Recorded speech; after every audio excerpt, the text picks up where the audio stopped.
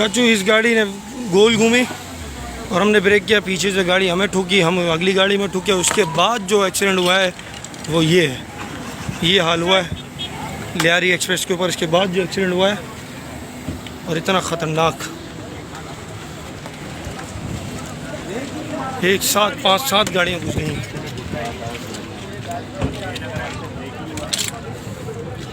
या रसूल अल्लाह,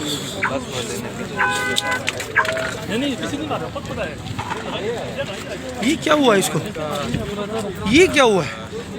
पूरा गाड़ी एक्सीडेंट हो गया। ये कैसे हुआ? चला जानते कैसे हो गया वो तो। या खुदा है, इसको क्या हुआ है? और ये टैक्सी की हालत हुई है। अल्लाह अकबर।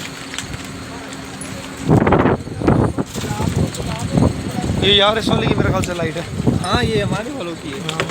उठाओ उठाओ, जो सामान कीमती है काम आ जाएगा बाद में।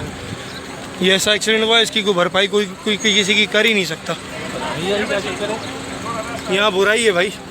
अभी हमारा भी एक्सीडेंट होते होते बचा, हमारी गाड़ी ठुकी, हम साइड पे हुए, पीछे से ये एक्सीडेंट हुआ।